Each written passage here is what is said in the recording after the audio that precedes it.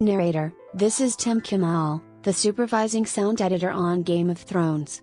Not only is he the voice behind some of the show's wights and white walkers, but through a process of mixing and layering, he helped create the stuff of nightmares for the people of Westeros and viewers at home.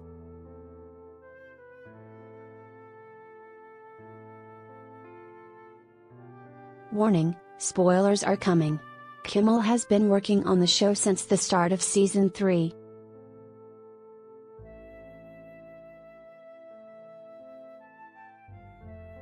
In fact, he won an Emmy for his work in the episode Hardhome. He and the sound team had to bend a few rules to get them to make the sound in the first place.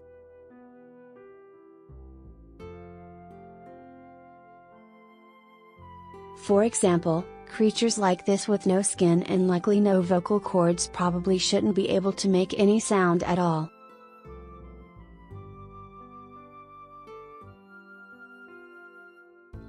Tim, well, if it comes at you quietly, it doesn't really have the same impact, especially some of these straight-up skeletons.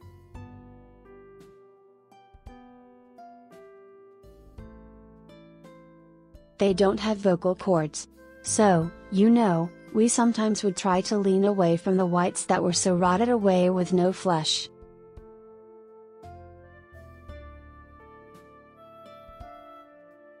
We talked about the sounds that they'd be making.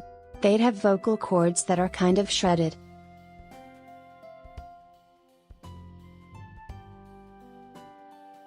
Narrator, the sounds they did give them came from a variety of places, and Kimmel has an especially personal connection with the wights.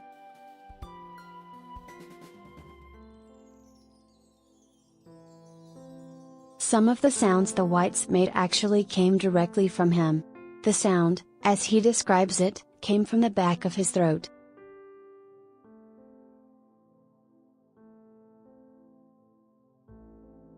After enough distorting in the editing room, it sounds more like this.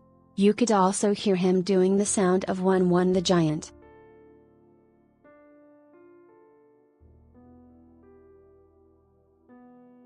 Tim, I'll admit, I'm a big metalhead. I grew up in the 80s, so it is sort of a metal yell.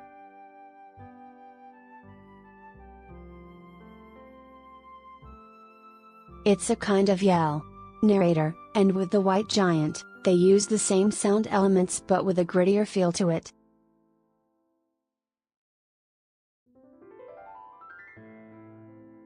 But it's not just Kimmel's voice in there.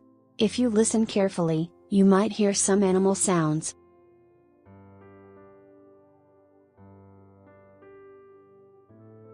Some of the most vicious sounds coming from the wights were actually sounds of dogs that were manipulated and tweaked enough that you couldn't tell they were dog sounds originally.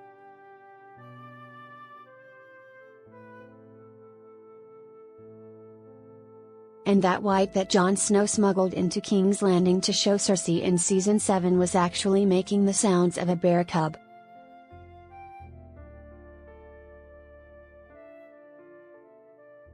More on this scene in a bit.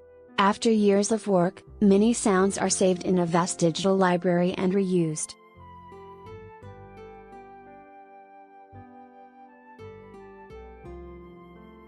However, the sounds they used and the sounds the creatures make would still change depending on the scene.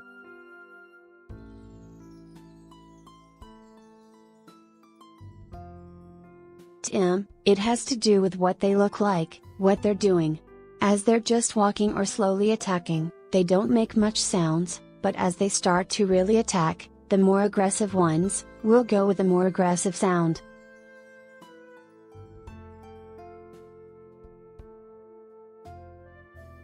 A lot of it has to be story driven. If there's one that's right on top of a main character that you're worried is gonna kill them, we'll find the most aggressive one we can find and really make the viewer worry, oh no, this is it.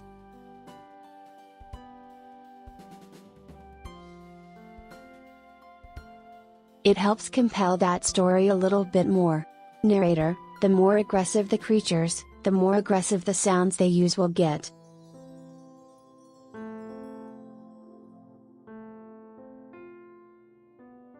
You can't talk about the sounds of the wights and white walkers without discussing how they move.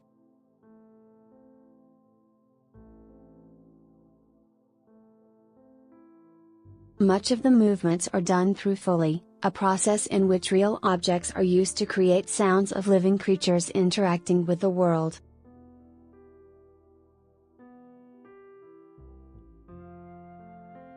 When it comes to their movement, they start bare bones, literally, as a lot of the wights are nothing but skeletons.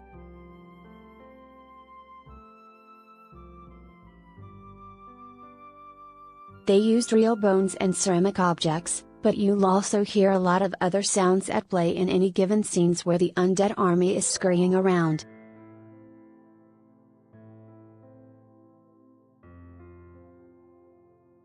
Tim, a lot of those wights were soldiers, and they'd have some armor still hanging off of them or some leather hanging off of them, so we also incorporate that and incorporate some of the flesh sounds a little bit and a little bit of cloth.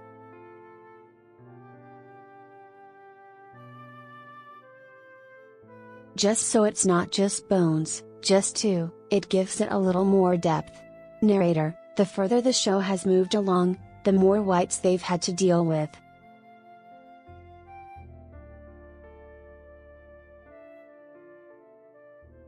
When Kimmel first started working on the show, they were making sound for just a handful of them.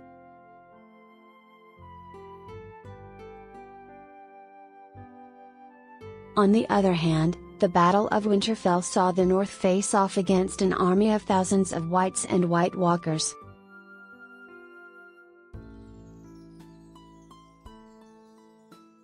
During this battle, they were dealing with hundreds of different sounds at once. One of the biggest challenges was capturing sound that really gave the audience the feel of the scope of this army.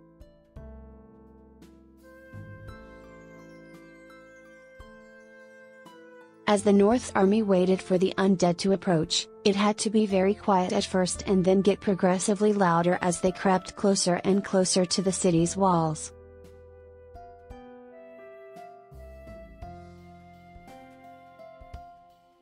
Tim, you had to get as big as you can for that first wave, so it just feels huge, but what was tricky in the shot was that first wave hits, and then you get to a reaction shot of the other part of the army, and then there's a second wave that comes in, so if you go too big on the first wave, you don't feel the second wave, so you had to find a way to feel big but still have room to get even bigger.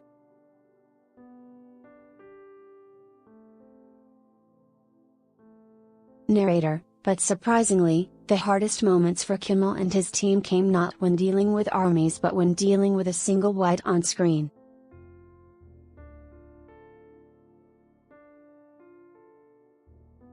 Back to that scene where Jon brings a wight into King's Landing. Tim, usually when these wights are going, there's a lot of stuff to hide behind.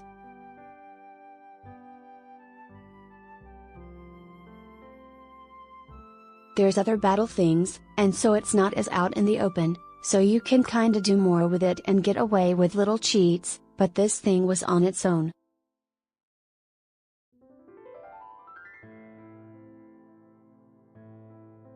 It needed to be scary. Narrator, the thing that made the wights and white walkers truly terrifying throughout their run wasn't just the sounds they made but also the ones they didn't make.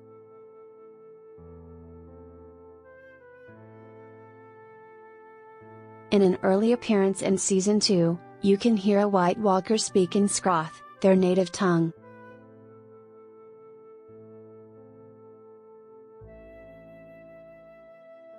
This was then abandoned in later appearances. Kimmel also pointed out that in early appearances, the Night King would open his mouth and show his teeth.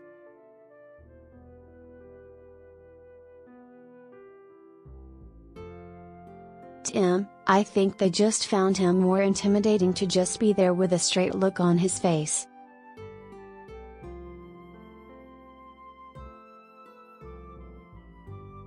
He's just standing there confident. You don't know what he's gonna do or what he's capable of.